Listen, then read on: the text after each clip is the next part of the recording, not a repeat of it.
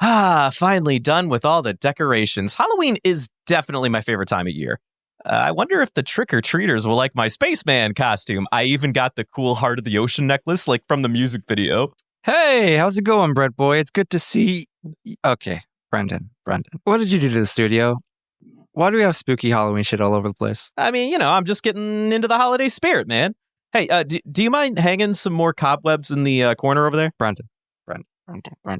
It is fucking January. The end of January, actually. If anything, we're closer to Valentine's Day energy than anything else. So why are you decorating for Halloween? I mean, I'm not really sure what you're talking about. It's definitely Halloween. Why do you think I'm wearing this costume?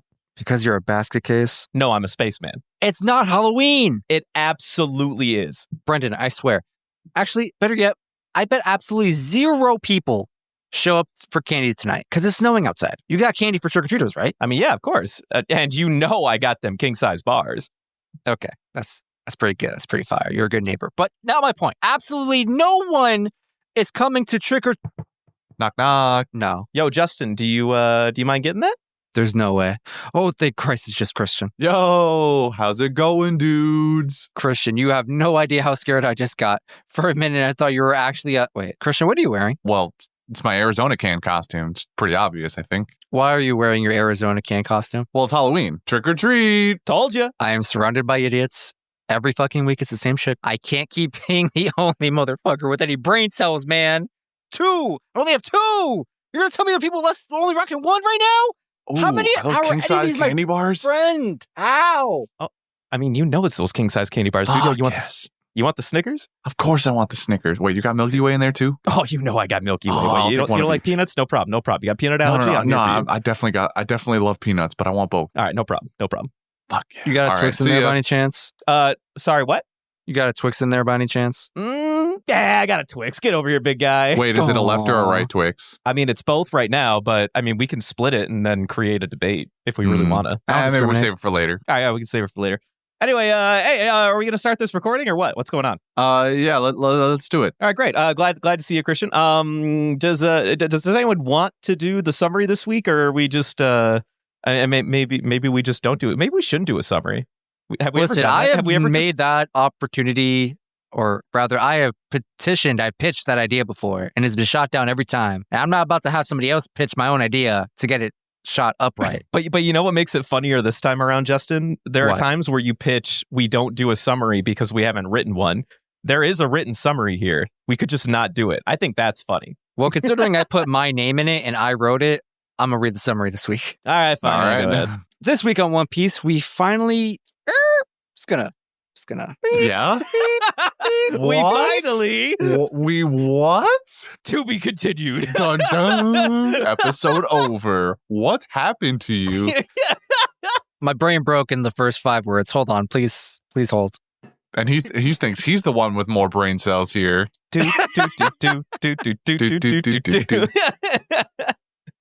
To be continued. All right, Justin, you want to go for round two? Round two. This week on One Piece, we finally got down to the bottom of some things. We get down to the bottom of this small private meeting between Fujitora and Doflamingo. We get down to the bottom of the palace where, that's where Operation SOP is going down. We get down to business in the Coliseum as we finally move on to the grand finals. Block D is finally over. You're welcome, Christian. Fucking finally. And we also make our way to the top of the palace with Zoro, Luffy, and Viola, or as close as they can get before Pika arrives and puts a stop to their shenanigans. My name is Justin. This has been this week's summary of One Piece with a Lime, and I'll see you next time on the bottom of things. And I'll also see you next week when I take some grammar lessons. It wasn't a summary for One Piece with a lime. It was a summary for One Piece. Right. Yeah, to be fair, that he's right about that. This is Summary One Piece from with a One Lime. Piece with My a name is Lime. Justin, and I'm signing out to go get me some help. I think you're okay, big guy. Can I just say I have one opening thought that I really just want to get out here. So we are acquainted. Well, first of all, the last round of the Coliseum battle has finally begun. The highlights are, of course, Sabo, who has now made himself into Lucy, is in the finals. Oh, and he's using his pipe just for you, Christian. Make no Hell mistake. yeah! Although I think I think Justin was really the one to first call out. Like, it's real. In two of our episodes ago, Justin was like, is it really Sabo if he doesn't have the lead pipe? He's got the lead pipe now. He's got the lead pipe, baby. All I'm saying. Yeah, we're done. We got it. No problem. So we've got Sabo officially confirmed. Masquerading as Lucy. We've also got Rebecca from her Block D fight. We've got Bartolomeo, who's just big chillin'. I don't know what he's gonna do, but I'm sure he's gonna be there helping in some way. Jesus Burgass, who from Blackbeard's crew, whose his name is Jesus, to be completely honest. Not how they refer to him as, but Burgass. His last name is Burgass, but his first name's Jesus. His first name is Jesus. I mean, they always say Jesus Burgass, though. Well, okay, fine. In the dub, they pronounce it as Jesus, and I'm here. Do they really? That's fine. Yeah, they call him Jesus. Criminal. Oh, that's interesting. It's spelled the same way. What's the difference? I mean, I know that, but no, not a single person whose name is actually Jesus ever pronounces it Jesus. Well, fucking when it comes to translation things, it's because of romanization and certain sound changes, right? Jesus is Jesus in Japanese and Spanish and English if you wanted to. I don't know why we made this change. I mean, I'm pretty sure everyone I know that goes to a certain church definitely says Jesus.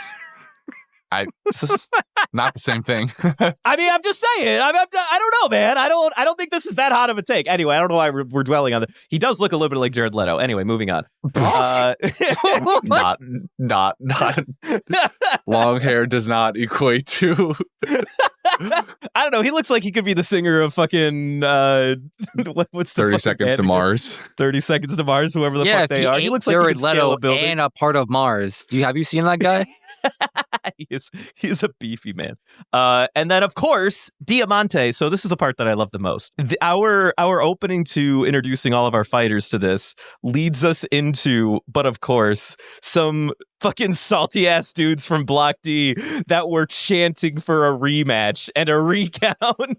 They wanted the salty run back. Imagine a world where we got here, but instead of showing off Diamante in these in this 20-second interval, we actually did the salty run back of Block D. How mad do you think Christian would have been coming into this evening? Oh my fucking... I think the real question is, would he have been more upset if it took so they run across the bridge to get their salty run back, and Rebecca just, dismisses them with the edge guard technique in about 0.5 seconds? Or would he be more upset if we get a full minute of combat to kind of make it seem like they can put up a fight or whatever? What say you, Christian? What would have pissed you off more? I think I lost the thread. Are we talking about a full run back of Block D? I kind of blacked out. His question is, what would piss you off more if they got their 3 seconds of a salty run back and Rebecca just did the same knock you off into the water immediately move and we didn't get a Diamante moment, or if they actually had a 5-minute fight sequence, but at least made Rebecca look more confident as a fighter? What would piss you off more? Oh, definitely the edge guarding tactic again. Really? Are you kidding me? So you're okay with 5 more minutes of Block D as long as it's not edge guarding? Yeah. I'm glad that we settled on that. I'm so glad we settled on that. This man is a Kirby fucking anti-stan. That's where this comes from. He just hates Kirby. I'm just kidding. I don't know. At least it's where consistent. that came from. It's just the fact that every person fell for it. Every single person fell for it until that other guy, the person who was starting to give her actual hands finally. Every single person she squared up to fell for that stupid trick, and it was dumb, and I hated it. So let it be known. So for everyone that's been listening to our previous episodes, just to know that as long as Rebecca got some designated choreography, Christian would be fine with 10 more minutes of Block D, as long as it had choreography. We said 5 minutes, all right? Let's not. I'm gonna throw more numbers. I want to see what's the over under on where you draw the line. I just gotta know. Well, if it was 10 minutes in one episode, sure. But if it's 2 minutes stretched across 5 episodes each, or five episodes with 2 minutes of Block D each, then I hate it especially. I mean, and then you could have had the edge guard and knocked it off in 30 seconds. That's all I'm saying. So these are the compromises you have to make in your own brain, Christian. This is This is the challenge that I propose to you. He says nay. He's not even answering. I hate you. I just hate. He doesn't want to say a fucking word. I'm brimming with rage. Okay, well, let's dismantle that rage by incorporating our newest runner into this. Well, one of our two newest runners into this, Diamante, and a devil fruit that'll probably still piss you off if I know you, and I'm pretty sure I do. Yo, my guy, what'd you think of Diamante? What do you like his devil fruit? Do you think it's fucking dumb? Cool? Where do you stand? I kind of like the Ripple Fruit, I think. Okay. Oh, honestly, I did not think that was going to be a take you brought this evening. I think it's. I'm not ecstatic about it, but I think it's at least a little more interesting than some other ones. Some other shit and makes a little more sense. Like it's kind of cool. Jacket. Where the jacket is just repulsive. It's just utterly repulsive, and we don't have to talk about the hobby fruit anymore. The Ripple fruit, I think, is at least interesting. The idea that you can take any material and make it wave in the wind like a flag, basically, I think puts kind of it at least opens up the opportunity for more creativeness than some other devil fruits. And it's immediately shown with the idea that his cape is completely made of like a steel sheet. Like it's just a metal sheet that he's turned ripple. And I think that's a fun idea.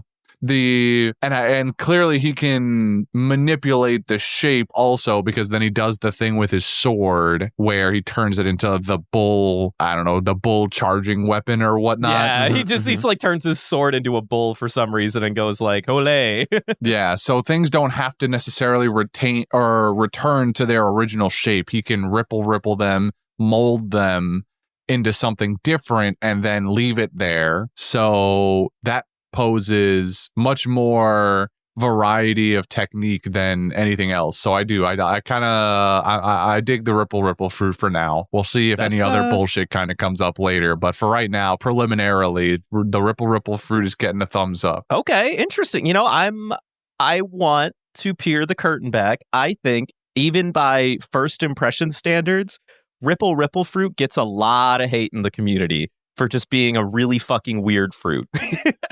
I was one of those people. I imagine Justin was one of those people once upon a time.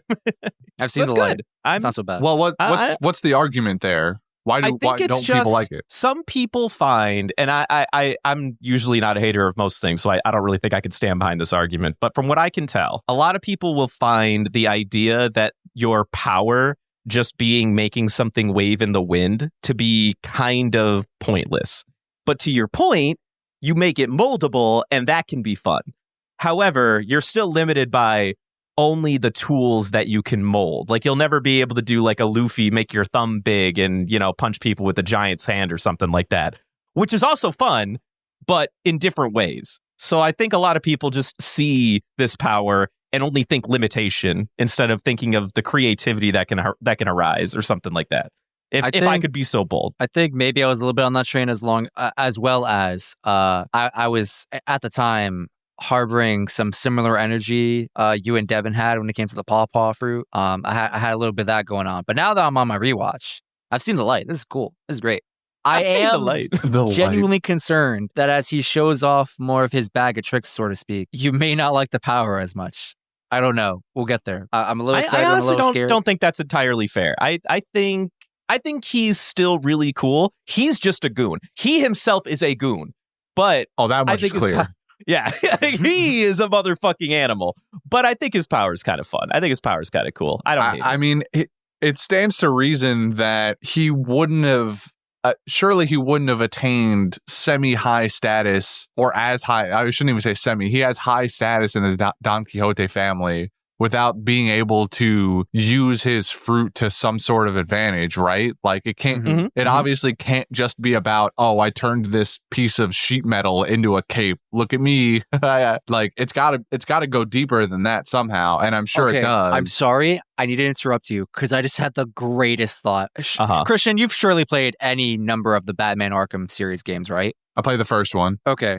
Great game, by the way. Do they Pretty good have game, yeah. gliding in the first one? They do. Okay. Yeah, they have gliding. Yeah, Okay, it's in perfect. every. Beautiful. Imagine Diamante gliding in the sky because he just locks in his cape. Yeah. Yeah. That's definitely a thing that could happen. Yeah. That's my thought, and I thought it was great. I need to share. Okay. Good talk.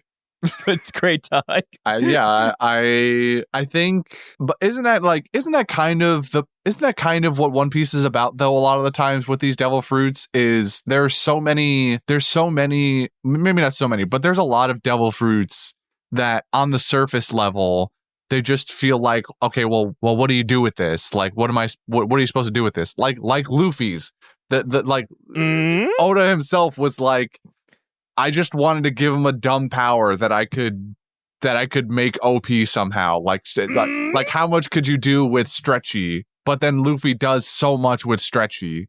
So that's kind of I don't see how people can have that much of an issue with this when one of the pillars of the show is taking something that seemingly is going to be bad and then having the character make it something good. Christian, some people just don't see the vision, man. You are the bastion. You are the bastion of everything that I've been preaching for years. What I hate is when it's the opposite, like the hobby fruit or something, or the pawpaw fruit, where like leave the pawpaw fruit out of this. No, the pawpaw fruit gets thrown in here too. Surely you just hate the name. Surely that's the short end of it, right? That is 95% of the argument. Yes, it's just that the name doesn't align with what the power actually holds for the user. That's always been the main argument. The pawpaw fruit in and of itself is cool. It's broken as shit, but that's a different conversation entirely. The hobby fruit again, also, we've had that conversation, but like that's the side of devil fruits that I end up hating more, is when stuff is just ridiculously OP for no fucking reason or just doesn't make sense. That's where I get annoyed. The ripple fruit has a very straightforward application. I take thing and I make it ripple. I make it flag, or I unflag it. That's it. Yes. I understand where your brain's coming from. man needs a line before he can. There have to be boundaries somewhere. Well, we're still talking about Diamante ever so slightly. Couple quick things about him. So Diamante, for those who don't know, means diamond in Spanish, Italian, and Portuguese. And he is, when we went through that little graphics card of introducing all the executives, he is part of the diamond suits of the family. So his fruit in Japanese is the Hira no Mi. And apparently Hira also means diamond in Bengali, Urdu, and Hindi, which I thought was pretty cool. That's kind of neat, actually. This little other thing, someone pointed out there is a parallel or similarity, rather, between Diamante's usage of his power with his devil fruit, and it kind of reminds people of if you think back to Skypiea, Ohm. They got the sunglasses and Holy the dog. I was gonna bring that dude up. Metal or whatever they called it. Oh right, yeah. So like his eyes and whip, he would just kind of shape it into whatever. Thought that was kind of cool. That's it for Diamante. Now. I mean, he's bring up more when we see more of his attacks, because his attacks are pretty cool. I want to bring this up again and restate it, and then also burn this so that I don't have to bring it into quotes later. But so this dude is modeled after Steven Tyler, and if it's not obvious to you, I think you just don't know who Steven Tyler is. But this is important to me because, okay, so I love the dub, and I love when they take liberties. They did a bit here. Okay, so you know the moment where Diamante puts his like cape up as he's like hardening it for like the goons that are coming in or whatever, and he's like, "Oh, it's made of metal. I got you guys." So in the dub, he comes up with like a one-off line, and I assume it wasn't in the sub, but if it was, you can tell me I'm a dirty liar. He goes, "Take me down to paradise," and then he's cut off, and I'm like, "No, motherfucker, way! That's not Aerosmith. You did not just make him land a line from an oldies rock song and not do Aerosmith. What is wrong with you? What is wrong with you, Funimation? Who did this? Where is your fucking ADR director? I demand their fucking manager. What is wrong with you?" Sorry. Take me down to Paradise City where the grass is green and the girls are pretty. I rewound it. I rewound incredible. I rewound it. Paradise City. Grass is green. Girls so for everyone keeping track, that is Guns N' Roses, not Aerosmith. Steven Tyler is the singer of Aerosmith. I rewound it. I listened to it 3, 4, maybe even 5 times. It's kind of mumbly, but I am like 99% certain that this motherfucker was like, "Take me down to paradise," and then he's cut off, And I'm like, I know what you did, Funny. I know what you're doing. I love that you're trying to have fun. You did it wrong. You did it wrong. Well, what if You what if had that's fun the wrong way. what if that's the bit though? What if over the rest of this arc he just does song lyric references that are and none of them are Aerosmith? Okay, hold on. Wait a minute. Okay, You're about to now break you're his onto brain. something. Okay, I will admit, I speed ran this arc when it was first coming out in dub, so I didn't pay that close attention, and I'm already finding lines I didn't catch the first time. If that ends up being the fucking case, I'm back in. I'm all in again. I'm all in. They have to do this bit at least 3 more times and never be an Aerosmith song, and I'm all fucking in. All right, that's fine. Now we're in. Okay, I respect you. Good job. Yeah, I'm gonna need these updates from you. You gotta. I'm gonna need you to pay extra close attention. Brush up on your old rock, your dad rock. Gonna need you to find some dad rock playlists on Spotify or something. Brush up on the hits. Words cannot describe. Like, obviously, my rage has been voiced here this evening, but like, I did like a quadruple take, and I'm like, there's no way he said it. There's no way. They wouldn't. They couldn't. There's no shot. I was beside myself. Anyway, that's my fun Brendan outrage moment of the evening with Diamante. I didn't even know I was gonna have it. It was out of nowhere. It surprised me. And I'm like, all right, anyway, I'm going to be fucking stuck on this all night if we don't move on. Anyway, so that's Diamante for you.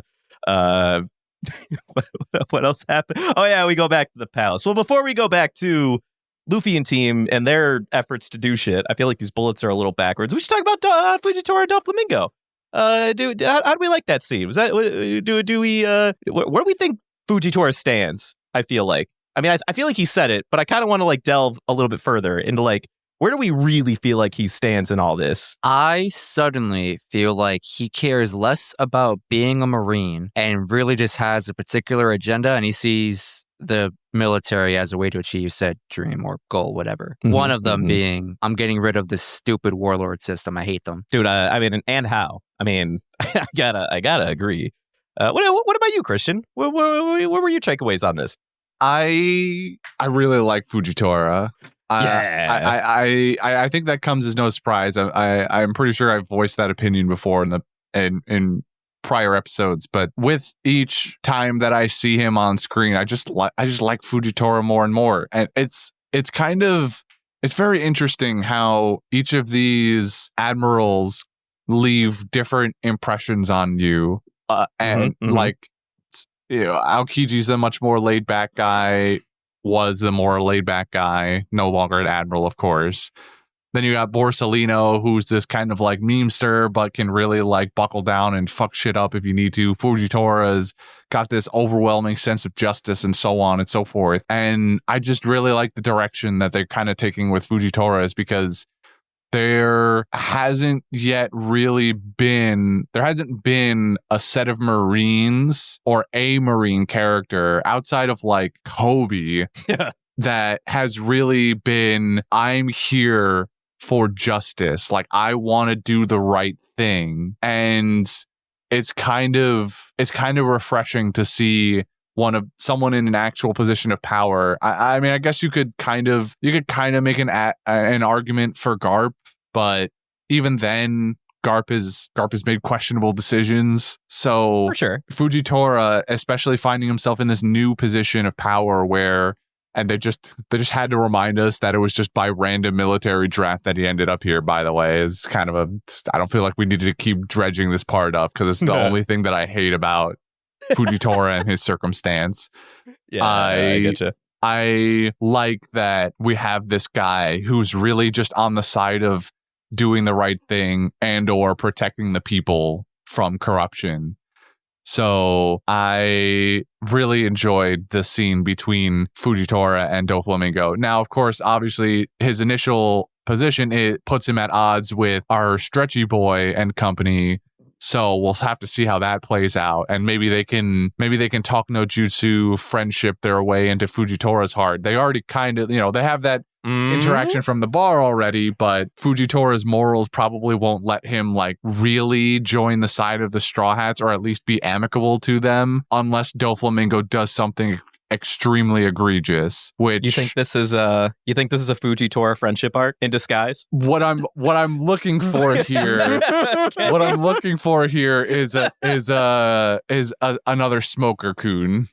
Yeah, I get you. Someone who can work with the Straw Hats when it's recognized that it can be beneficial to both parties, and then also recognize when it's time to let the rubber boy go. When it's time to let the rubber boy go, he takes him out back and goes, "How are the rabbits, George?" Fucking rude, dude. Look at the flowers. Look at the flowers. I'm glad you did bring up Smoker, because I was gonna say I don't think it'd be super fair to say that only really Kobe has demonstrated the good Marine aspects. I do think that Garp is on that short list, as is Smoker and Tashigi for sure. Maybe like a small hand. Among Us is on that short list. I would feel that's fair. But I agree. This is the first time that we've seen an admiral, because Aokiji was like that weird gray area where we don't hate him, but he's definitely in the military and he'll always go after pirates for sure. But Fujitora is the hardest. No, I'm here for the people. The people come first 100% of the time.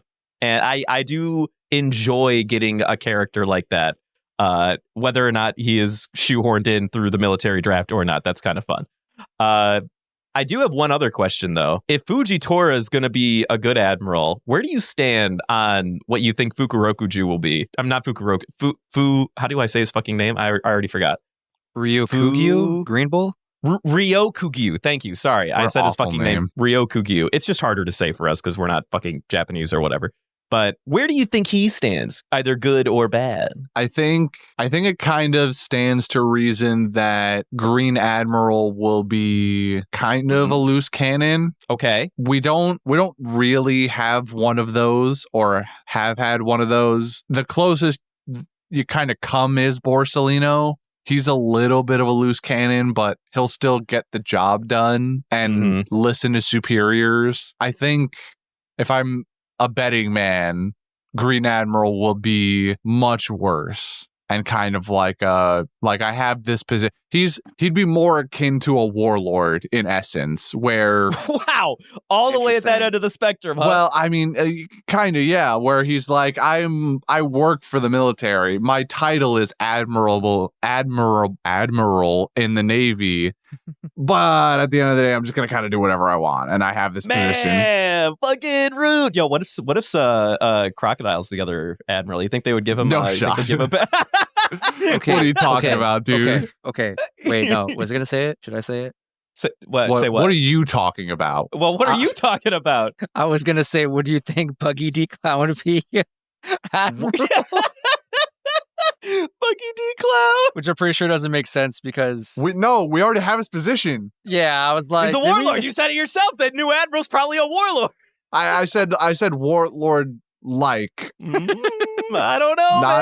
Not actually warlord. I don't think the Navy would allow an actual pirate to be. Listen, man, if you're reformed, they might forgive you. Listen, of all the pirates that could become an admiral, I think Buggy D Clown is on the high list. All right, I'm telling you straight, it's absolutely Buggy. He's top of the list. Well, yeah, I think unfortunately you're right because he has that tendency to buggy his way into things. But I think there's no world in which the Navy still allows a pirate to become any high-ranking official like that. But what if?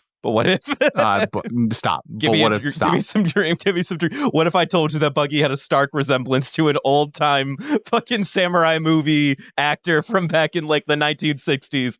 I'm just kidding. Anyway, when you take off that rubber nose or that red nose, is it rubber? We don't. When you take off his nose, it's his nose. You reveal it's just his nose. It's just his nose. Yeah, we learned that the first time we meet him is that it's just his nose. Did you not know that? Did you forget that? Anyway, so Zoro, Luffy, and Viola. No. Justin, did you think that was a real rubber nose? It's a core part of his gag.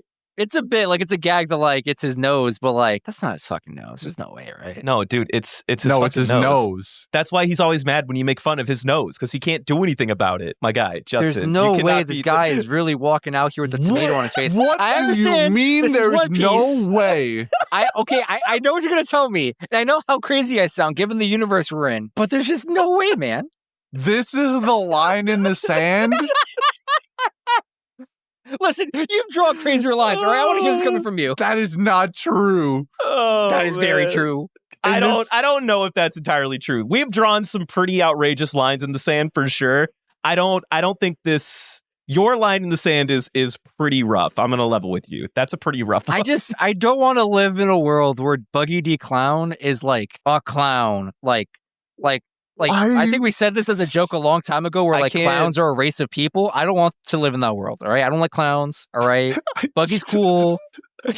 I want him to be a part-time clown. I don't want him to just be a dismissing it. clown. I just don't want. I don't want to live in a world. What are you talking about? Oh my god. I just don't like clowns, bro. All right? There's giants in this world. Giants are fine. there's and cool. I talking don't care. animals. I just don't want clowns. There's fruits that turn swords into elephants. But a guy having a red nose is the line. Yes. Only because he's A a clown. guy- I just don't want clowns, bro. Fucking hell, man. All right, I think we've got to move on. All right, so I had one final question and thought. Oh my fucking god, am I even gonna remember it? I've lost so much of my thread. He mentions the reverie. Do you remember what the reverie is, Christian? Isn't this just a big meeting of all of the monarchs or whatever of the countries or something? Yeah.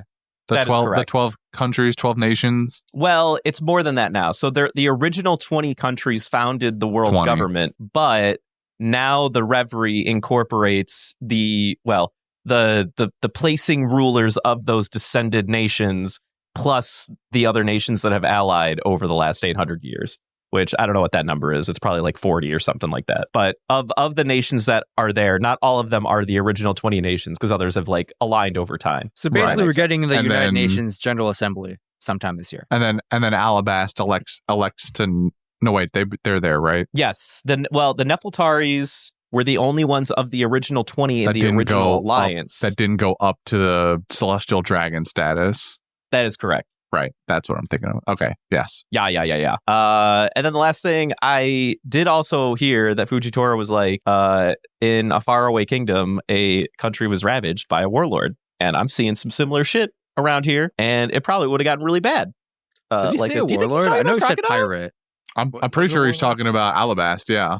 I'm like pretty sure he's talking about Alabaster, right? Like he full stop was like, yeah, I heard all about Alabaster, and I was pretty fucking upset about it, if I'm going to be honest with Yeah. you. It sounds make that connection. exactly like he's describing Alabast. That was just a last thought. That's not a spoiler or a confirmation. I just found that to be kind of interesting because I even forgot about that tidbit.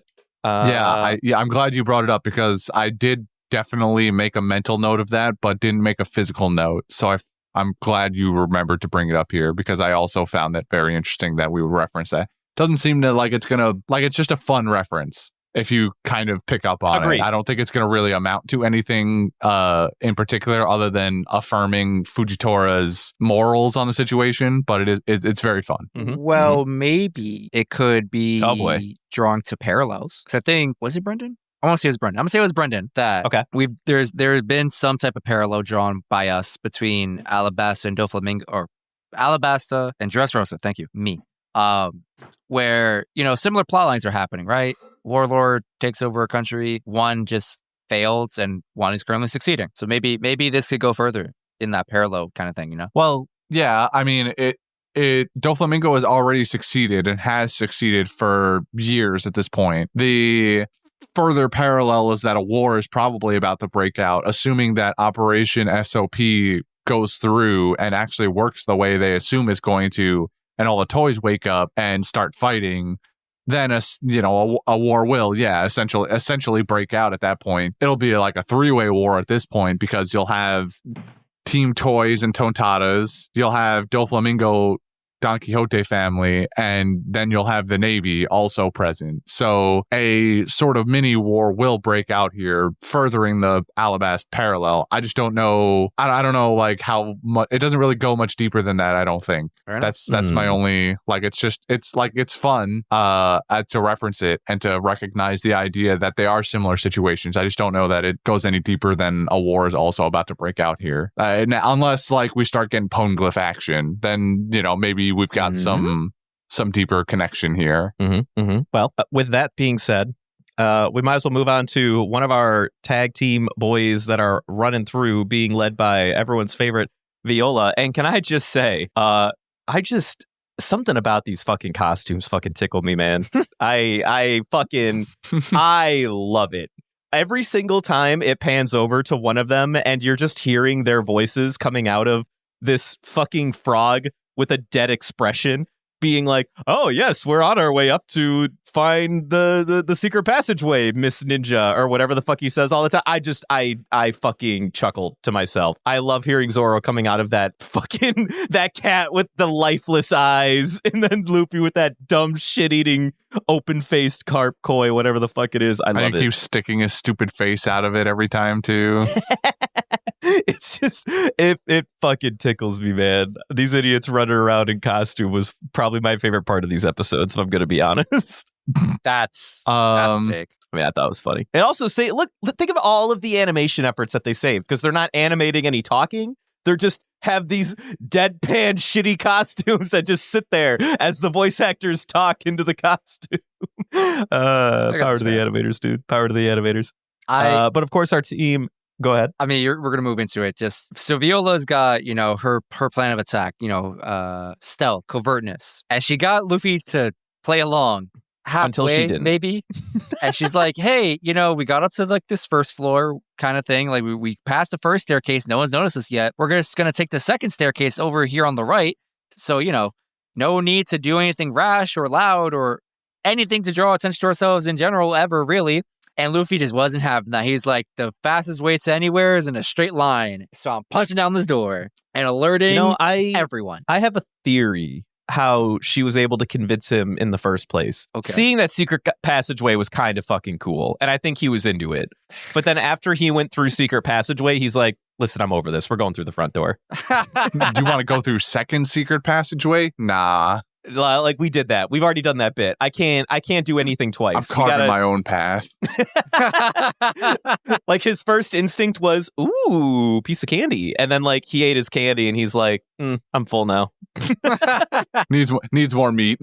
Needs more meat. I'm going to go look for the meat.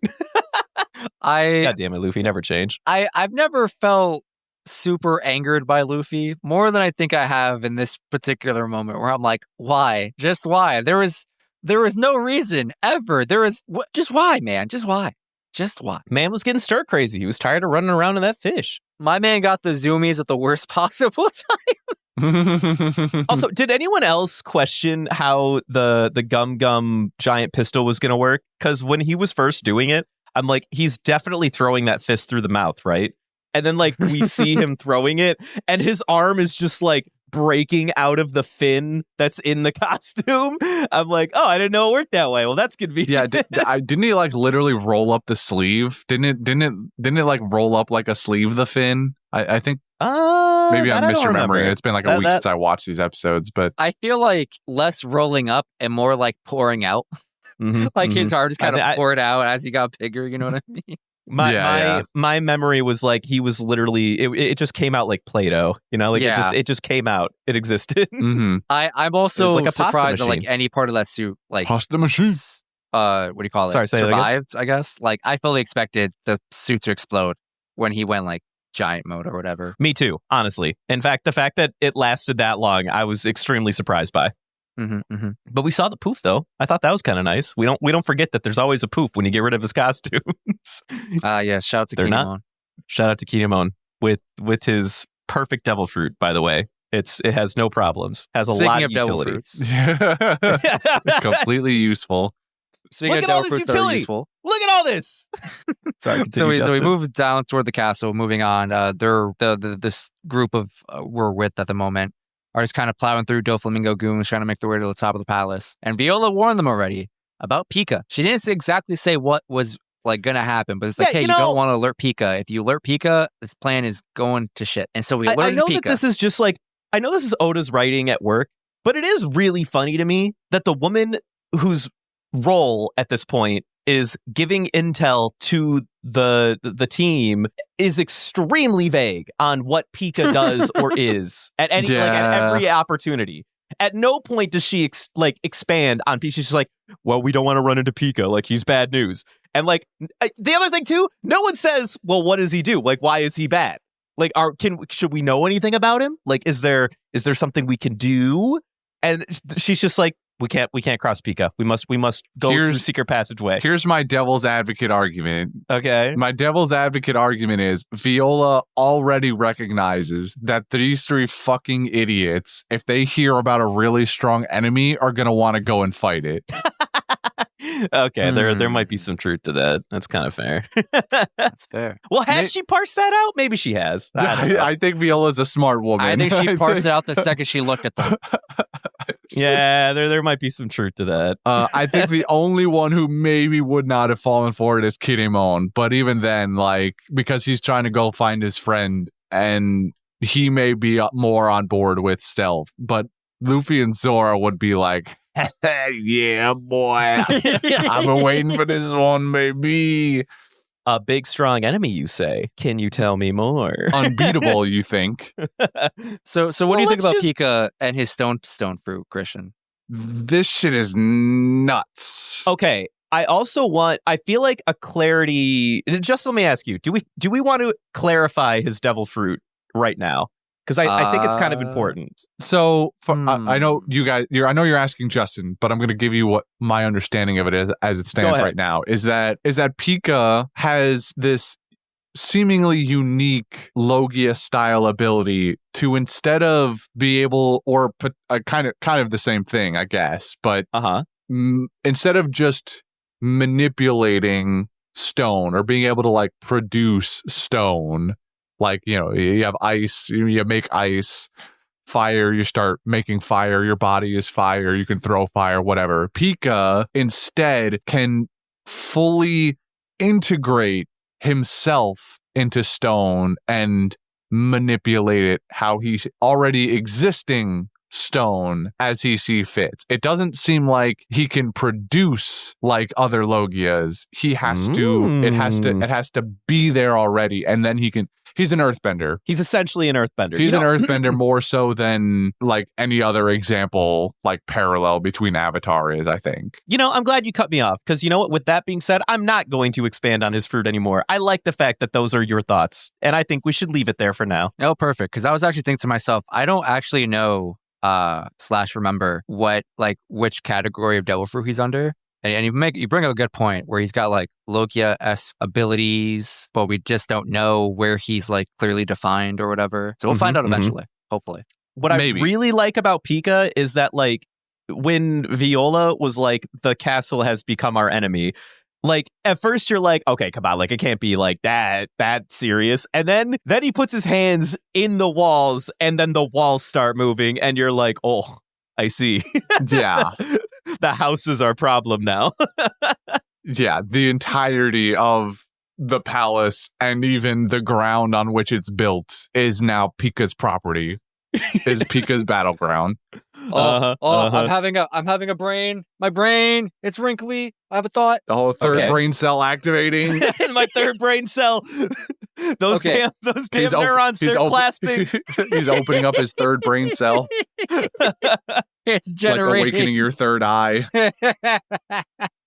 Are either one of you familiar with Black Clover in any meaningful capacity? Not even a little bit. No, I have not taken the time to watch. They have a good OP. One or two of those. They have many. Listen to. Okay. Slight spoilers for Black Clover. Feel free to mute me. Whatever.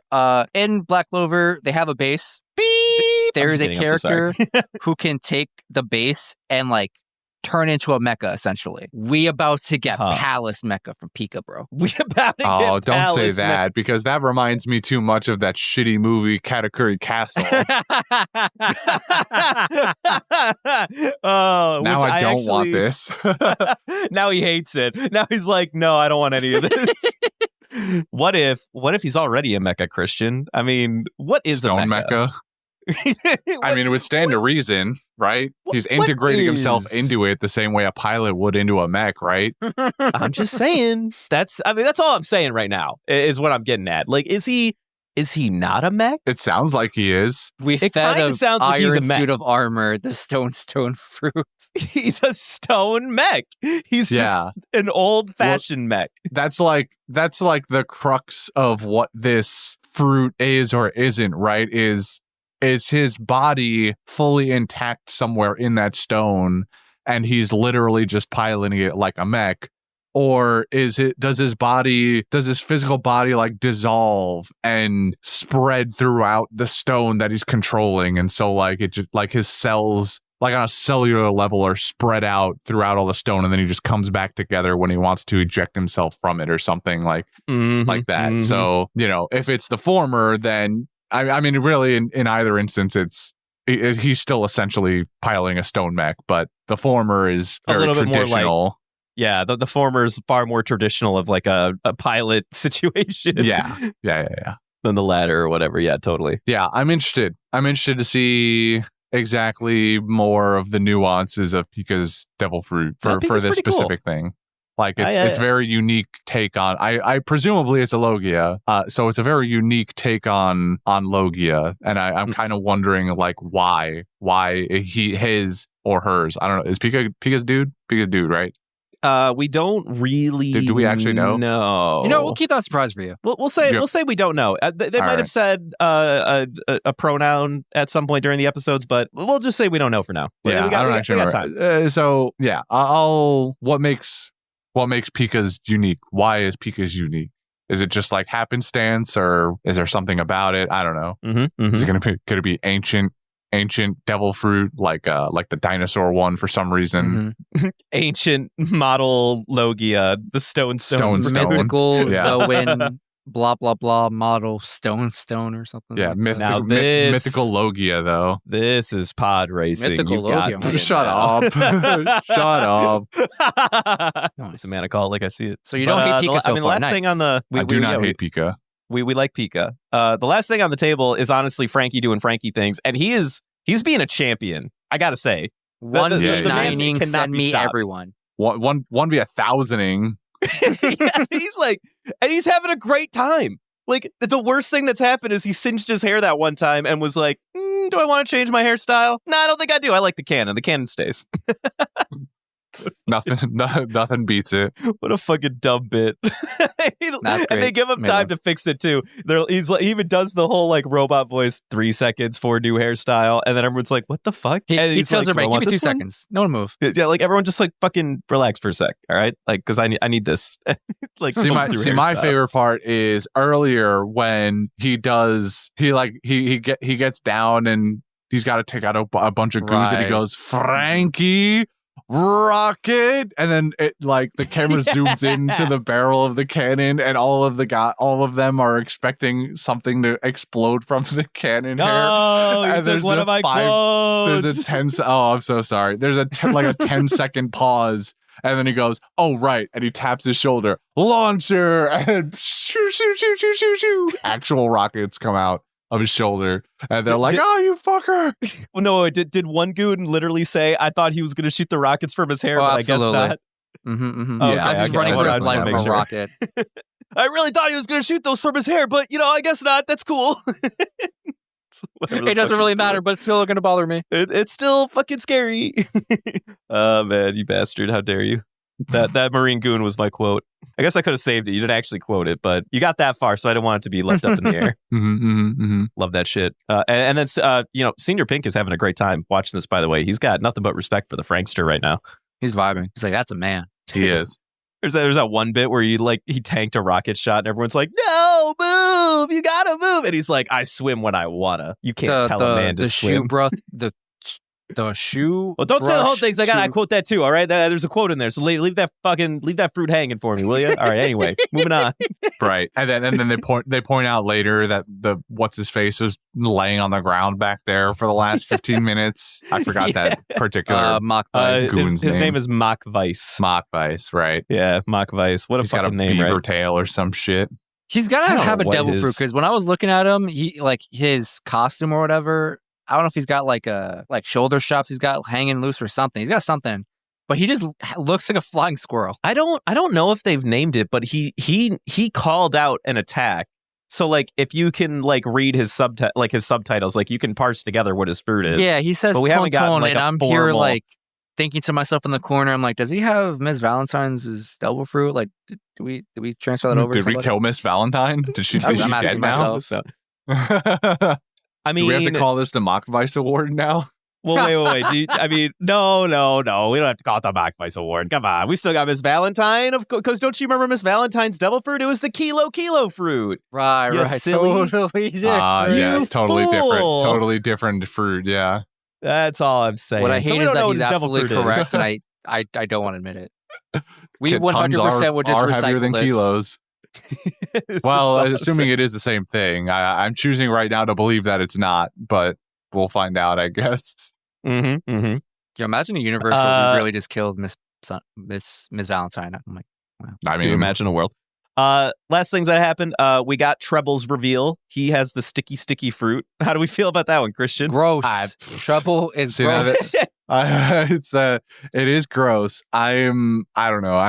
I'm indifferent to this one, I suppose. This one's just kind of a thing. It exists. Christian, I'm gonna tell you right now. You think it's gross now? I watched next set's episodes ready to prep. He's gonna get grosser. Trust me. Can I ask you, Christian? What suit do you think this guy owns?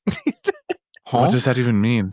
Well, because Diamante's the diamonds. What suit do you think this guy owns? Hurts. Oh, good soup. I said suit, not with a P, with a T. Well, I thought you were talking about like an actual suit you would wear, like when he goes to Men's Warehouse. What suit all right, does well, he? you know what I'm talking about now. Answer the goddamn question. Well, Diamante's diamond. Law is not heart, and Not hard. totally not heart. Clubs and spades. We know, we got that whole thing like two podcast episodes ago. What was he? I think he was this. You're gonna tell me there's some plainly obvious thing like on him that indicates what he is. That would be just don't very true. remember. Okay, well, I'm going to tell you two things. Is he clubs? He's clubs, right? He's clubs. Do you know why? Is it his glasses? It's his staff, but also his name, Treble Clef. Oh, that makes sense. My God, What this is? motherfucker? I thought this what does was that mean? a treble clef. That's what a club is. It's a treble clef. Oh, Treble clef. What? Do any of you know anything about cards? I don't. I've been outraged one but time too that- many this evening, and it started with watching these episodes, and it ends with you guys fucking breaking my brain. Anyway, and then of course, that leaves fucking Pika as the diamonds. Now I don't know, club is the or treble. spades clef? rather. Yeah, he's treble clef. What is wrong with you? I assume like treble as in like treble clef from like a music sheet. Yeah. Okay, That don't look like what I see on a music sheet. Anyway, who cares? treble clef. Treble clef. Club, diamond, heart, spade. What is a treble clef? I can't believe I'm doing this right now on cast. You're the one who brought Great it audio up. content. I mean, We're great. We're so good at our jobs. I mean, I'm just waiting for him to come back to us. I thought I should go on to the next bullet point while he's searching, Nah, but I'm surely- afraid. Surely we sit here for the next couple of minutes while he relearns what a treble clef is. Actually, I might be a big dumb idiot.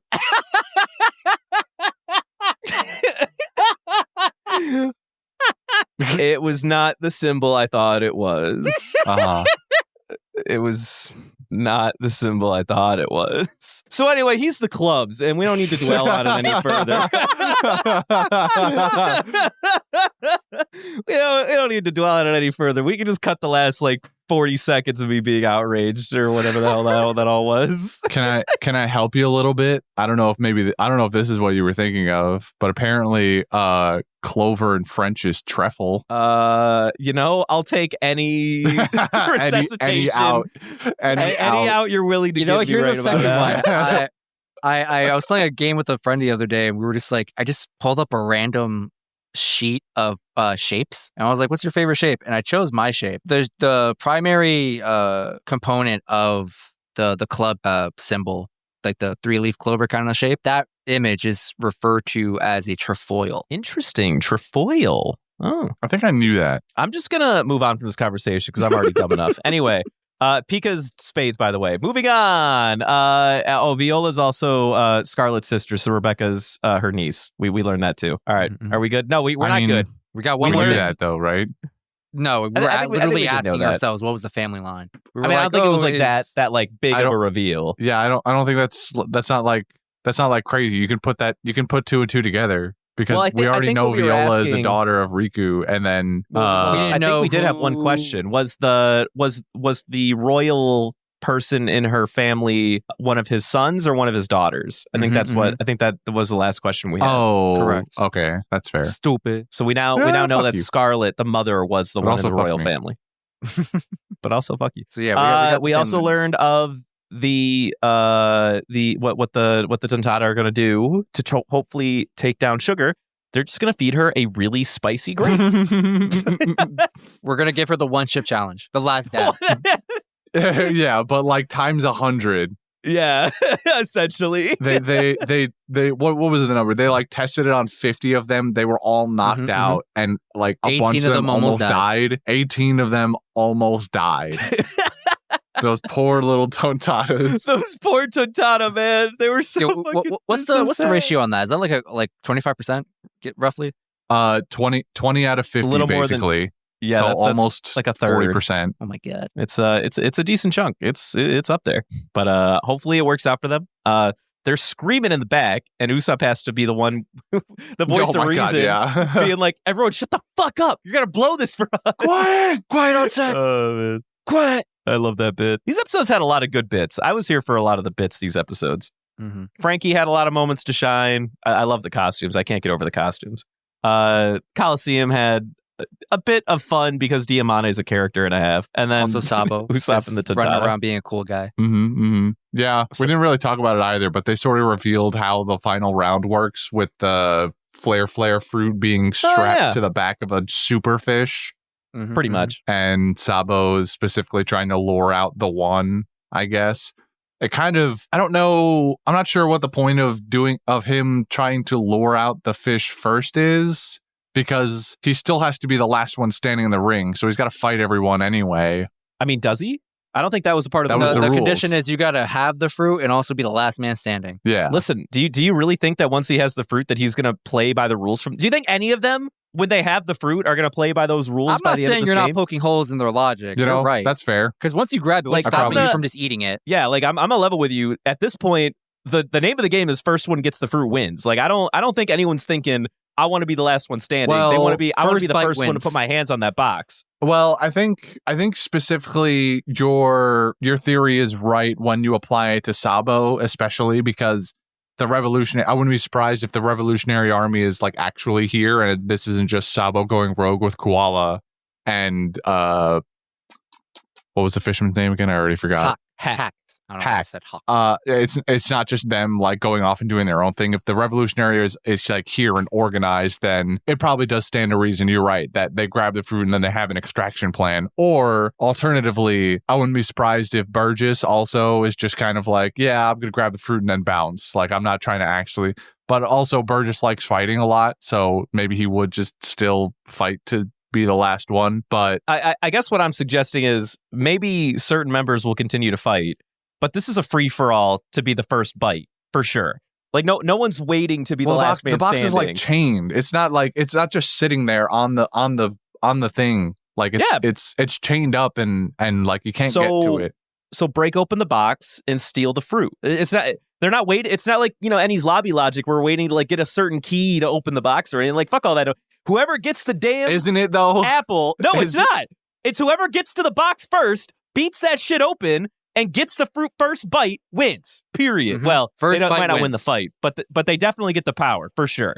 None of First them bite are waiting wins. That's to the bite condition. that fruit if they get their hands on it, guaranteed. Maybe Bartolomeo and Diamante will because they already have a power. They're gonna die. Well, They'll literally Diamante's die. Diamante is not there to actually win the fruit. He's there to just Make prevent sure everyone the else others from loses. winning it. Yeah. Right. Yeah. So Yeah. Diamante is there to like fight. Bart won't. Sabo has yet to reveal whether he has an actual devil fruit or not, so who knows? Rebecca, yeah, maybe, but Rebecca wouldn't have the strength to break open the box in time before. She has a sword. Just beat it open. What do you mean? That's not how that works. What do you mean? That's how it works? There is always the play that, maybe Barto or Sabo that do have powers has, like, they get the fruit and then they just, like, chuck it to Rebecca. Is that an arc that you see this playing out as? No. You don't think so?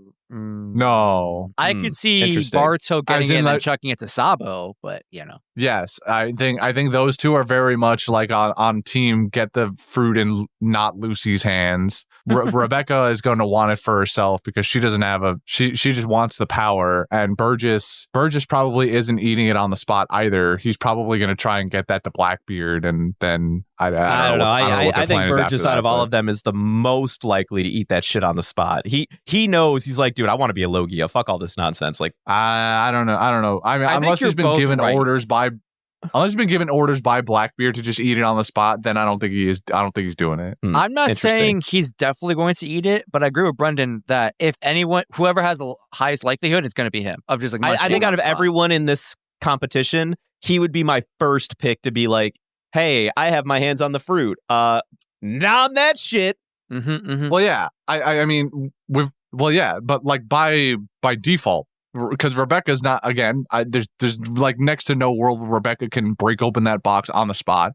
Bart dies if he eats it, and Sabo wants to like take it and immortalize it. I don't even know that Sabo wants to. I don't even know if Sabo really wants to ingest the devil fruit in the first place. Maybe he does, but so that nobody else can possibly ever have it. But I don't think Sabo would. I think Sabo would take it to like a separate location, or at least like let Luffy see it first. I don't know. It just doesn't feel likely that Sabo, like I said, Sabo would be the one taking it. So like by default, Burgess ends up being the one like nomming on the spot. Dude, what if Burgess ends up with this fruit at the end of the day? Do you think that there's a timeline where that happens? I think there is. Yeah, I think there's I think there's decent potential for a timeline where Burgess ends up as the person with the fruit. I think there's potential. There's really only two scenarios where either Burgess ends up with it or Sabo ends up with it, I think.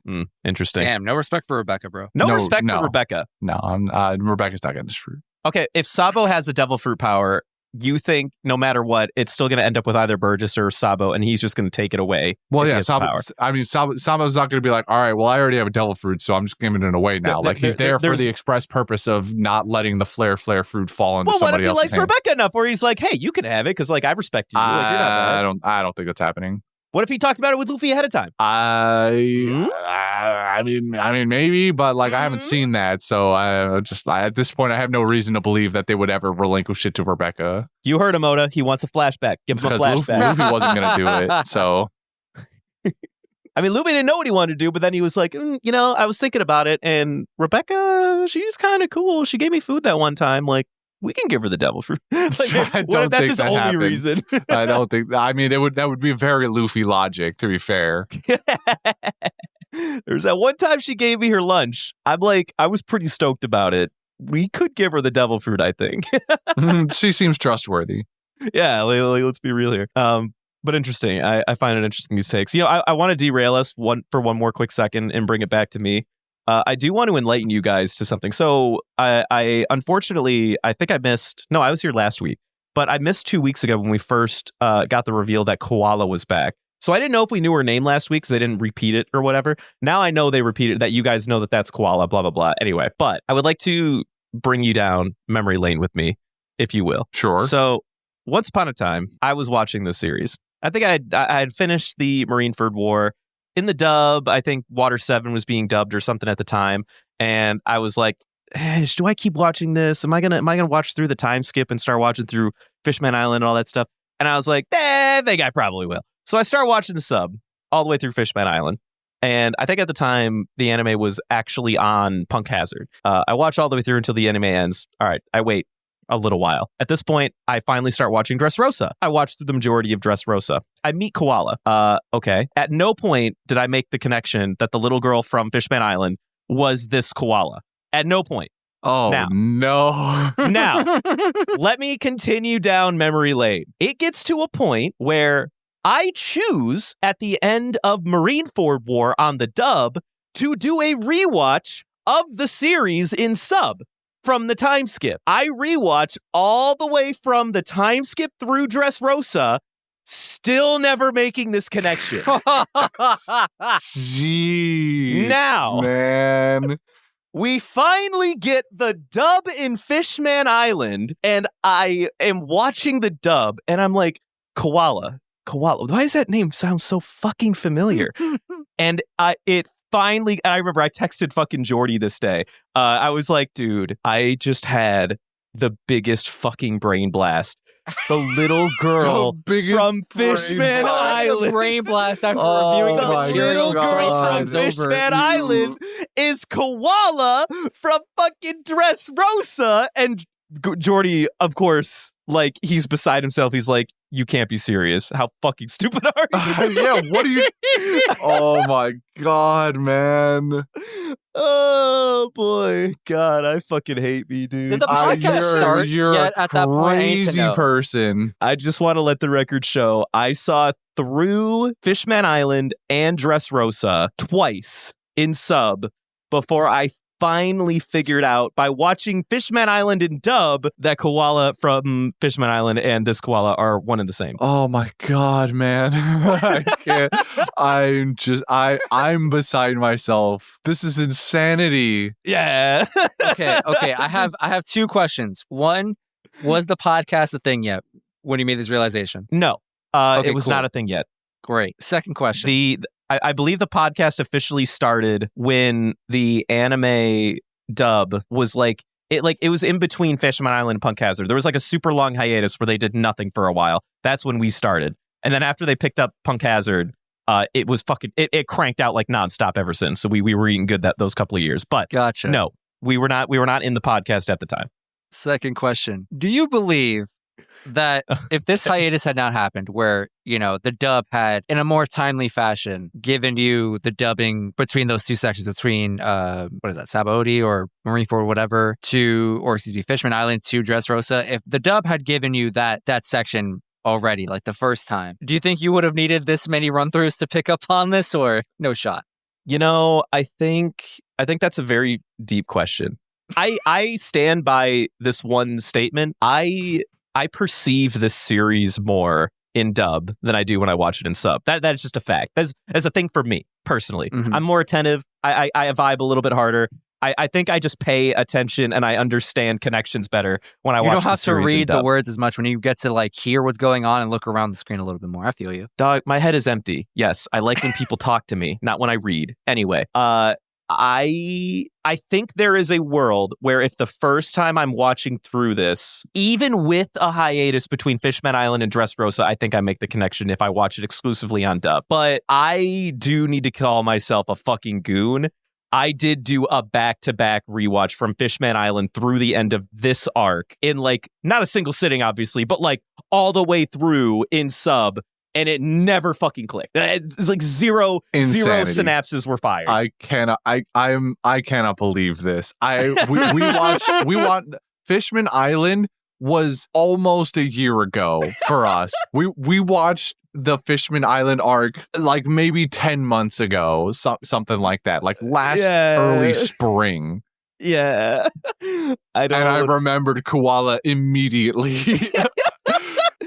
Oh man, dude, I'm a fucking goon. I'm a goon and a half. I wanted to inform that to the team here. I am so happy.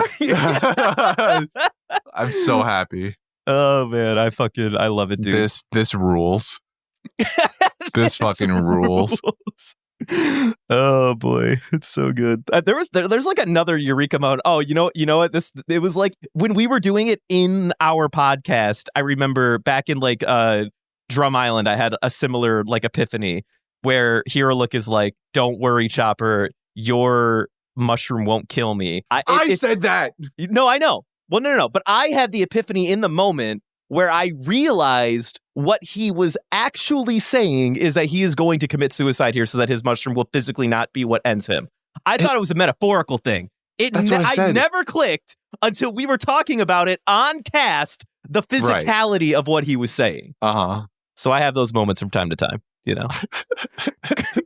Koala's a bit more egregious, I'm going to be honest. But I think Koala is a bit more egregious, but you know, we're all these are the bits. These are the bits, folks. These are the brain cells we're working God. All right. That's awesome. Thank you for bringing that to us. All right. Now, all that being said, I feel like I've derailed us enough. I think we're good, right? We've talked about everything we want to talk about. These sets, the set. No, I think I'm satisfied. All right, going once, going twice. Next week we'll be 670 to 672, and we have next not quotes but a special announcement. I don't know what it is, so I'm just gonna say Justin probably has the paperwork for that. Justin does. No paperwork, all three activated brain cells. He does now have 3. That did happen, yeah. Excuse me. Anywhere between 2 to 3 or 4 weeks ago, I mentioned to all of you out there, all you listeners, that I had reached out to other content creators to see who was willing to collaborate with us. You know, sent out a bunch of emails to a bunch of different people, and I got a response back rather quickly. Like, I think I sent these emails out right before the new year, and about a day or two after the new year, got an email back. It was really exciting that morning, and you'll never guess who responded back to me. Who was it, Justin? One of my personal favorite content creators out on YouTube or just in general in the One Piece universe. We got the Sanji and law-loving, pink-haired Aussie, Melon-Tea. That's right. Today is, it doesn't matter what today is. Friday, February 2nd, 7 p.m. Eastern Standard Time. That should be Saturday, February 3rd. I want to say 11 a.m. They don't care when we're recording it. Well, I mean they might. It's going to be a live recording. Us. She should care. Oh, yeah. That's right. All right, never mind. I'm a goon. That's all I'm saying. No, he's right. I'm dumb. I think I lost one. He stole one of my brain cells, I think is what happened here. I think you had your koala moment just here and now. Nah, I don't know about that, Chief. I don't know about that one. I don't know about that one. I did a dumb. You did a super duper dumb. Okay, well, you know, I'm trying here. So yeah, we're going to do a live recording. It's going to be a spoiler cast, making that very clear. It's going to be a spoiler cast. Sorry for all you people who wish to, you know, participate despite not necessarily being caught up to the series. One of these days, a content creator will agree to a regular episode with us. But until then, we're doing a live recording for the spoiler cast. It's going to be Friday, February 2nd at 7 p.m. Eastern Standard Time. If you can make it, please do. It would be lovely to have everyone there. I'm going to be excited / really nervous to host and speak with the Melon-Tea, and Brendan will be there. And we also have a secret 4th guest that I will not reveal because it's a surprise for Melon-Tea, and now Brendan too. Ooh, I'm excited. I didn't know we were going to have that. Hold on. What? Hello? Yeah, that came up like yesterday. I'll fill you in. Okay. So yeah, Friday, February 2nd. I mean, I'm super pumped. I'm so likewise. Melon-Tea is one of my favorite content creators, and to inform the people at large who have not heard of her, and Christian, I guess, she is most famous on her YouTube channel for, now she does character analysis of not just people in One Piece, but she does very in-depth, like 45-minute long essays of character analysis of people. And a lot of her heaviest or larger viewed videos happen to be One Piece characters, which I fucking adore because, of course, I love this series. She's really good. I find her to have extreme nuance in the content that she performs, and I think we're going to have a blast. I wish my brain had as many wrinkles as her so I could write as well as she does. She is fantastic. If anyone wants a video recommendation, the first video I ever saw of hers was called The Anxiety of Strength, and it was a character analysis for Zoro. Her channel is largely spoiler filled for anybody who's not mostly caught up on the series. It's like, I think it's definitely like basically just current content. So yeah, just for the most part. Be prepared for that if you do have any interest in her content. But yeah, that's really exciting. 2024 started off real good for us here at One Piece Alliance. Yeah. Hell yeah, dude. Hell yeah. But that is the special announcement. There will be another announcement. I can't speak about it yet, but you should be hearing about that one rather soon whenever Jordy finishes his tidying up of the details, if you will. So stay tuned to our socials. Be hearing cool stuff from us soon. Yeah. All right. And are we good? Do we move on from there? All right. Moving on to quotes. I have a few quotes this week. Should I just start? Absolutely. Sure. All right. So at one point, Viola is with the team as they're discussing like how they're going to break into the castle. And she like at first like I don't know compliments them of like being able to get that far or something like that, and then Kinemon specifically was like, "Oh, thank you, madam. That's very nice of you." And then she's like, "But your disguises are fucking trash." And then he's like, "Oh, I'm offended." And I really like that interaction. I thought it was really fucking funny. We already talked about that. I guess he was going to shoot rockets from his hair, but I guess not. When Senior Pink, I just love how drawn out this stupid bit was. When Senior Pink is getting ready to tank that rocket, and all of his goons are like, "Sir, you can brush your teeth later. You need to dodge the rocket." And then he just continues fucking brushing. If anything, he moves over to his molars, and then they go like, "Sir, you can brush your molars at a different time. A rocket's about to hit you." Cuts back to him. He's fucking brushing his teeth with this fucking shoe polish brush or whatever. He's like, "No, Senior Pink, I'm sure your tongue is fine." And then he gets fucking smacked with a rocket. What a great bit. Fucking loved it. Mwah. Need more of that shit in my life. This came from Gyatz when he was talking about how much he hates Rebecca and how she's the devil. In the dub, he literally does like a choking sound effect, like, and then he goes, "Water." oh man, I thought that was the end of me. Where were we? I just like that bit. I thought it was funny. Anyway, moving on. That's it. That's all I had. I had Take Me to Paradise City. We already talked about it. I don't need to rehash my outrage there. So I'm good. Do you have anything, Justin? Not a particular quote. The only scene that just really stuck out to me was the conversation between Doflamingo and Fujitora. Mostly just because of Fujitora's attitude. He was real tongue in cheek. Like it's kind of funny. Just overall, the scene playing out, kind of enjoyed.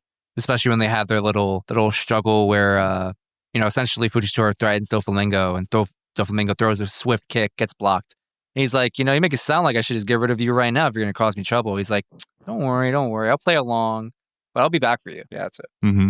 What a guy. The only quote that I have comes from the moment where Luffy goes to third gear punch that door open. When he jumps up and first he's running at all the guards, and then he jumps up and he does the third gear, and all the guards are like live commenting on this, but they don't see Luffy. They just see a fish running at them. So they go, "What the hell is that carp doing?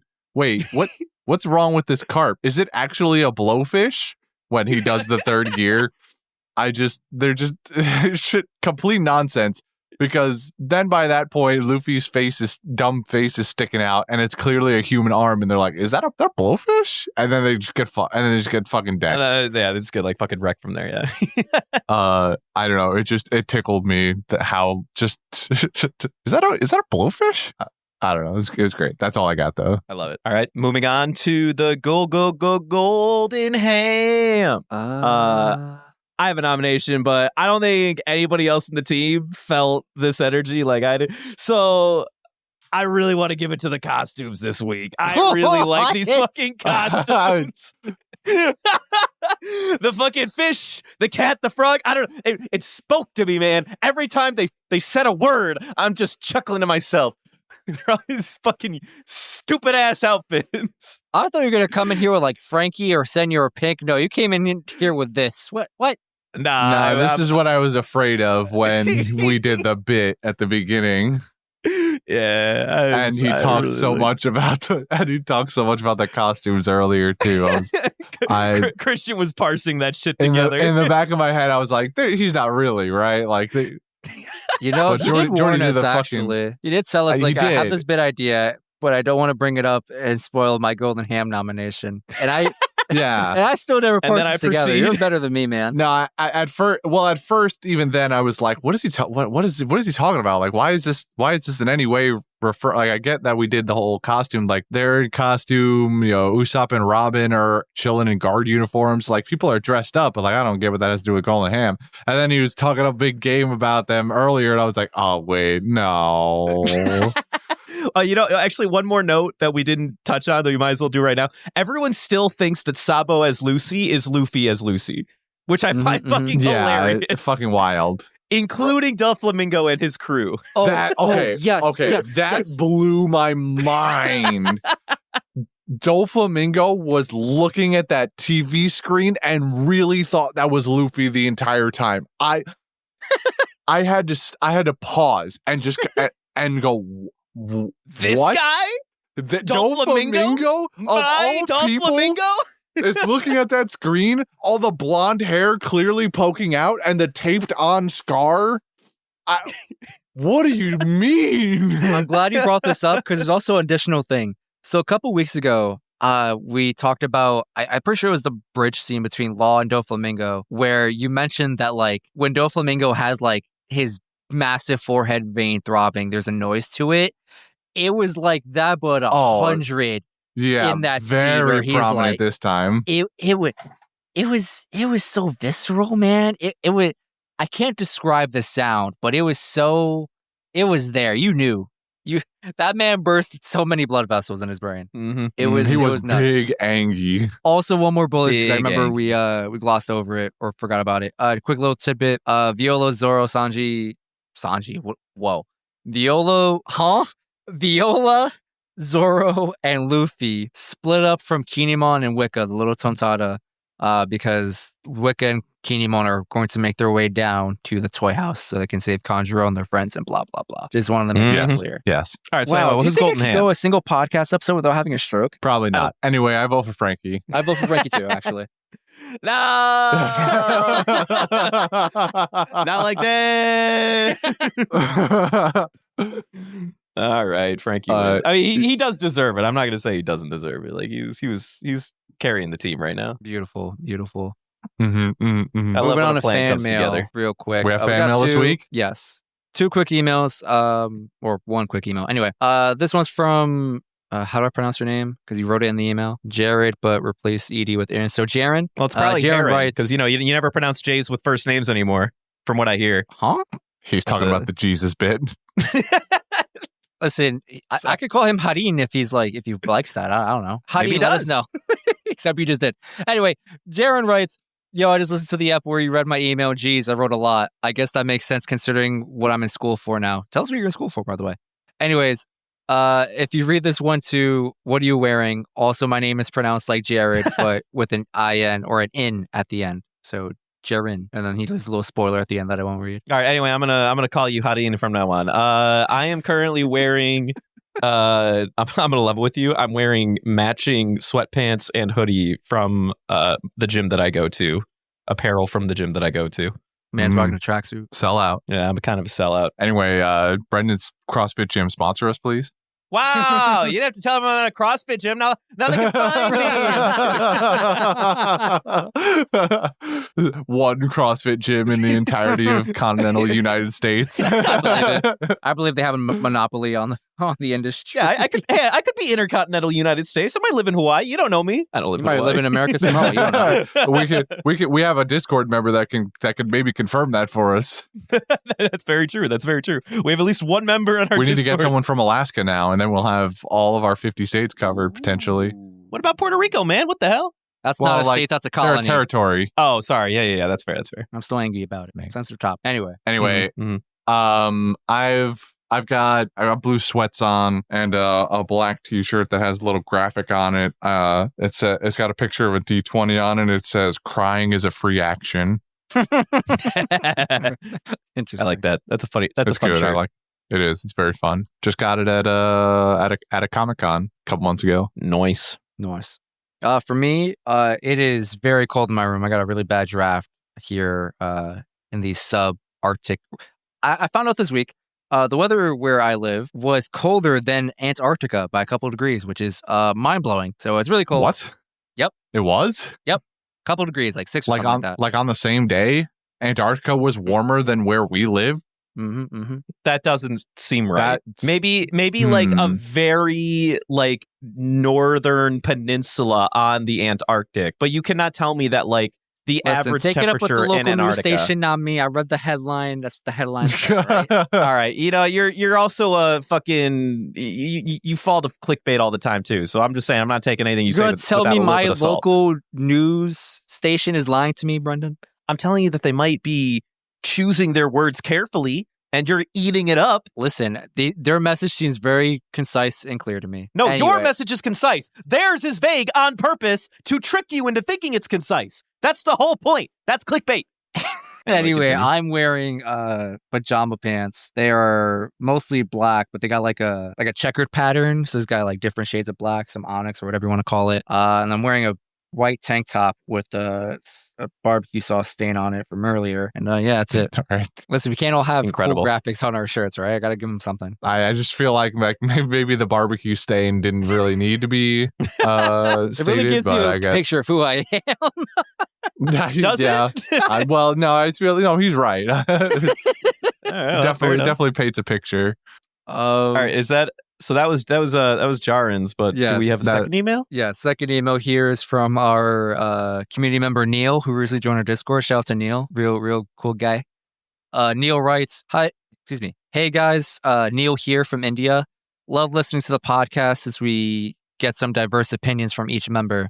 It would be fun to hear you guys briefly discuss any ideas of your ideal One Piece game, if possible. For example, an RPG where Devin can design a character with the powers of the corn fruit, Baron Kornatsuri, if you will. Baron Kornatsuri. Kornatsuri. That's Thank you good. for the question. My I answer feel is like really he simple. only made corn because he wanted to make that joke. I like Yes. that. I respect that. I That's respect good. that. I got a real quick answer. I just want RPG. An RPG One Piece game where you would play as maybe not All right, every One stick Piece with character. tabletop. Focus, big guy. What do you mean Tabletop. tabletop? What do you want about? Wait, he didn't say tabletop. He just said game. Right, but you're not making a video game. If anything, you will make maybe a campaign if you're lucky for like D&D or something like that. All Is right, that- stick with something you'll actually Why make. are you putting that stipulation on this? Because he said make. No, he didn't. He totally did. What? Read it again. Read it again. Hold on. Yeah, exactly. He just said like. Didn't he just say like? Didn't he say ideal One Piece game? I don't think he said what anything would about you making it. Make an ideal game is what he said. Is that what he said? Read it. Give me a second, loading. It would be fun to hear you Man, guys briefly immediately. discuss any ideas for your ideal One Piece game. Yeah, eat shit. Discuss your ideals for your ideal One Piece game. All right, fine. I guess maybe I took the assumption too far. I don't know Fine, why you're trying to continue. shoehorn me into a tabletop game. Anyway, I only play video games. I just want an RPG. Particularly, you play as like a good chunk of the characters. Maybe not every single one of them, because I definitely want the roster to get as much limelight as they can, even if it's just like for a mission. But it's mostly just RPG, like a little sandboxy. So like One Piece Odyssey is a pretty cool game.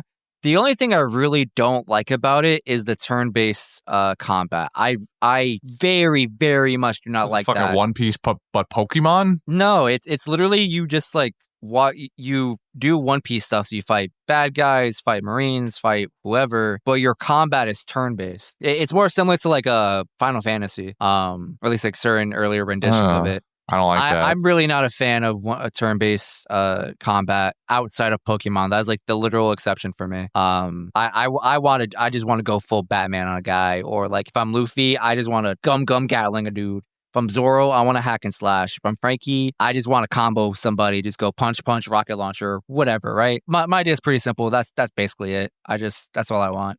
Give me One Piece Odyssey, I guess, without turn-based combat. I feel like I would like it. Well, they have that. It was called One Piece World Seeker, but you didn't play that either. Oh, today I learned. Nice. All right. Well, give me One Piece World Seeker. What are you So, all right, let's somebody get him a gift card. Is it on PlayStation? Yeah, it absolutely is. All right, Nice. Justin's review of One Piece, whatever that game was called, will be out on PandaView in about 3 months' time when he gets any amount of time to play video games again. Oh yeah. To your idea, but not an RPG. So like you described RPG, or what you said was RPG, but what you described is what I'm going to say, and that's just make it like a beat 'em up hack and slash. Like We got forget plenty of the those. RPG, forget the RPG mechanic. Like it just like God of War style, like jump in, very little like upgrades mechanics. You just kind of like go in there and you fuck shit up. Like that sounds like a game. Like none of an RPG has too much Narrative. like looting mechanics. I don't even know, not even narrative. Like you can have narratives in hack and slash too. I would want narrative in a One Piece game. What I wouldn't want is having to equip armor pieces or weapons or have giant skill trees for this game where I just want to beat people up with my rubber boy. Like just it sounds like a hack and slash is the best thing. And that's why animes get turned into fighting games, because it's that, and like you get move sets and you get to like act out move sets of your characters. But I hate fighting games, so I'd rather just have the hack and slash where I can mash buttons, do cool combos without thinking, and just beat up 100 guys in 1 second. Man wants Hyrule Warriors / Dynasty Warriors, but there's definitely a One Piece game for this. There's like a whole line of them. I just can't remember the name of it. Yeah, I forget what the kind of game style is called or whatever. You name like the genre. No, like, it's called hack and slash. That's the name of the genre, is hack and slash or beat 'em up. But I like he doesn't know what the actual series is called. Yeah, there's definitely a One Piece series or series of games that probably meet exactly what you're looking for. You'll probably only play as Luffy, maybe a couple other characters here and there. If you're into that, we got a game for you too, Christian. Also on PlayStation. Look at that. It already exists. So we're doing great over here. What about you, Brendan? What do you got? I don't think One Piece has what it takes to be turned into a video game. I've given up on that. Maybe like a fighting game with like a decent story that goes through all the arcs, but like I don't like fighting games either, so like I wouldn't buy it. So that's my hot take. I don't see a world where we get like the Spider-Man treatment out of the One Piece property. I just don't see a world where that happens.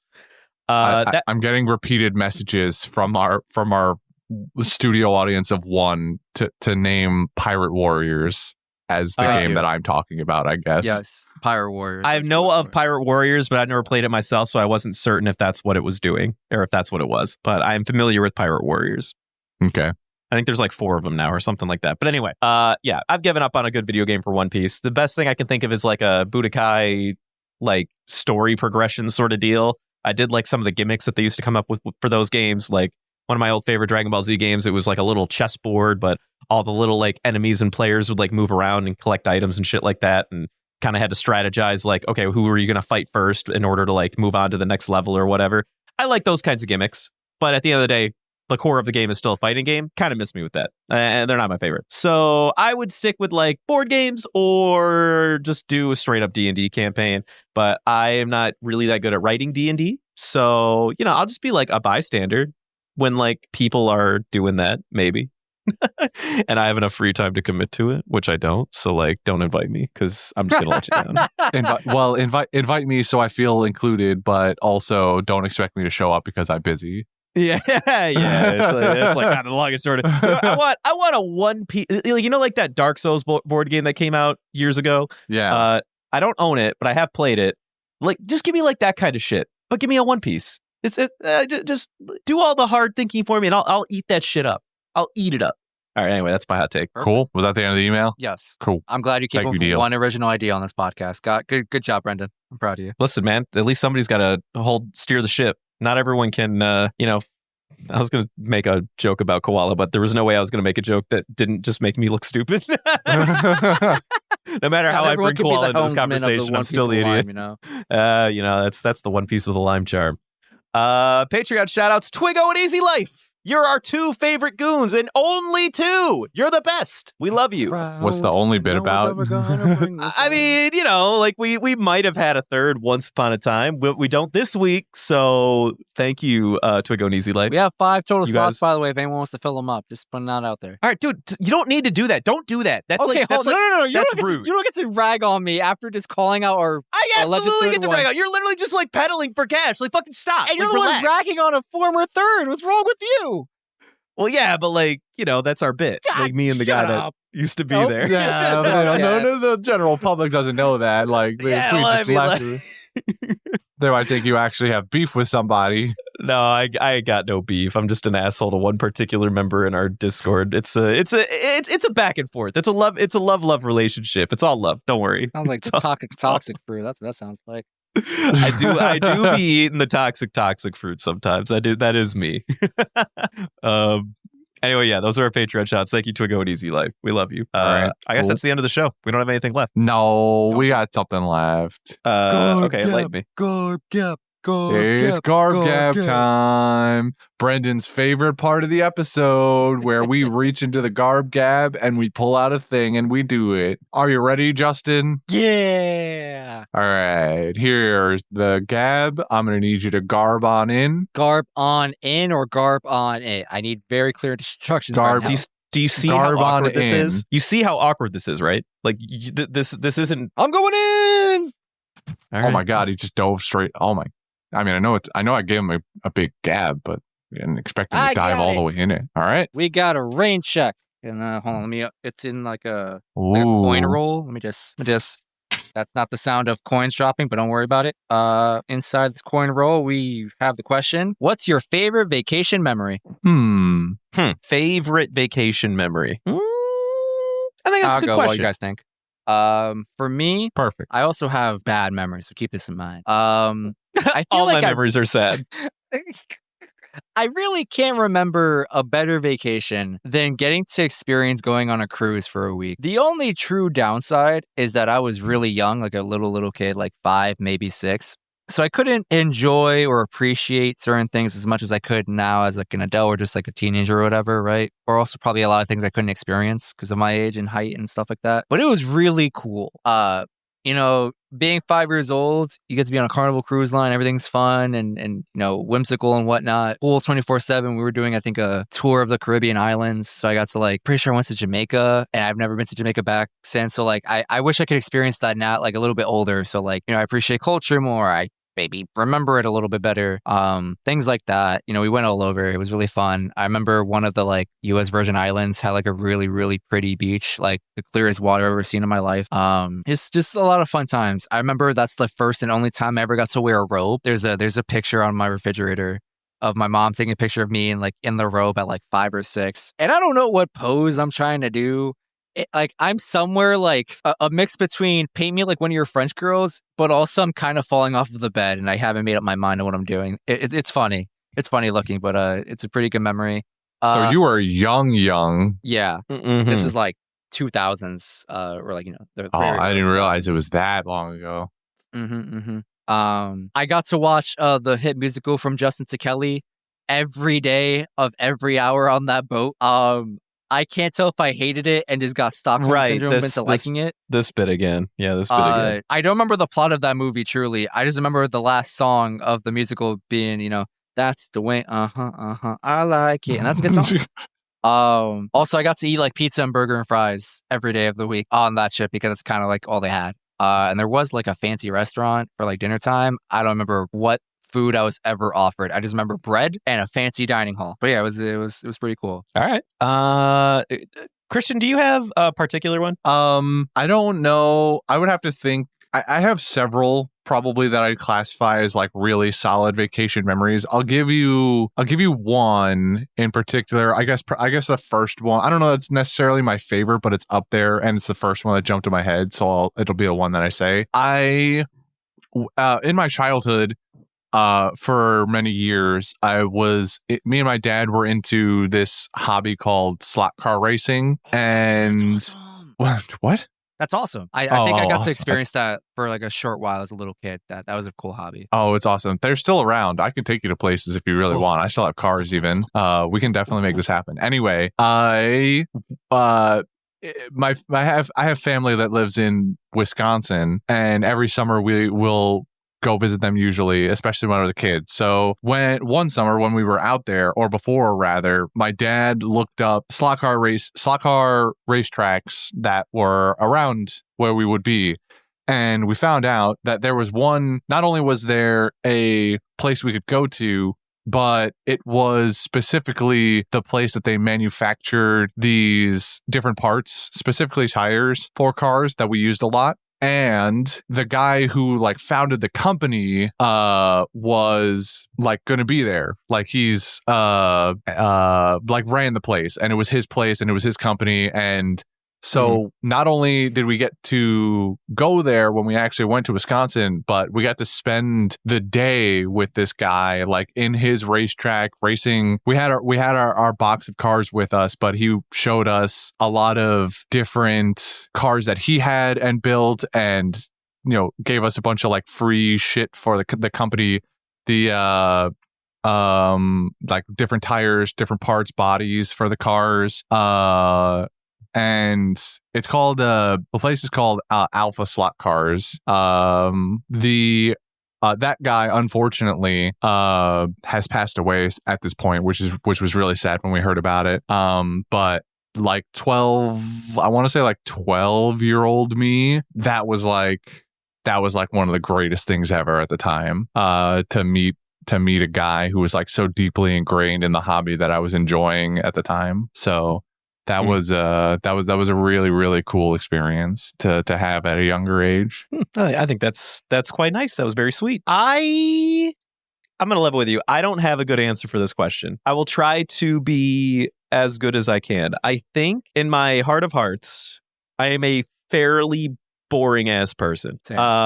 I enjoy traveling, yet I have not traveled outside this country. All that being said, I enjoy going to things and seeing things for the first time. And sometimes that's when I'm on vacation. Sometimes that's when I'm on work trips. And sometimes that's just when I'm visiting friends, whatever. I think in terms of strictly vacation time, my favorite trip in recent, because I also agree, I feel like it's all in my adult life because I want to be an adult when I can like enjoy things.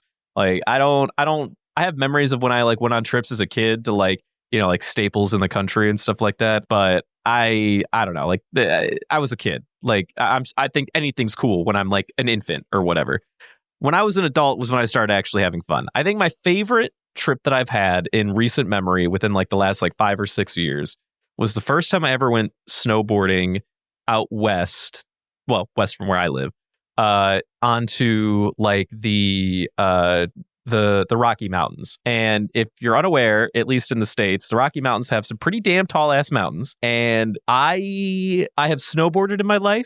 I have never been on a mountain with runs that lasted as long as they did out on those places. So the first time that I went on one was pretty fucking exciting. And it was on a trip where I was hanging out with some friends. We all went out and got like drinks and food like every night we were there. We had the healing waters of the hot tub, which I don't stand by the way. The hot tub does not just heal you. It did for them, never did for me. I liked the hot tub. It did not heal me. I was still sore as fuck the next day. But this is a whole bit. If you talk to like snowboarders and skiers, they're always like, oh, the healing powers of the hot tub. No, the hot tub's nice. I enjoy it. It does not heal me. I'm still stiff as a board the next day. Anyway, all that being said, I'm going to pick the very first time that I went out on a ski trip with some friends in my adult life, which is probably like 6 years ago.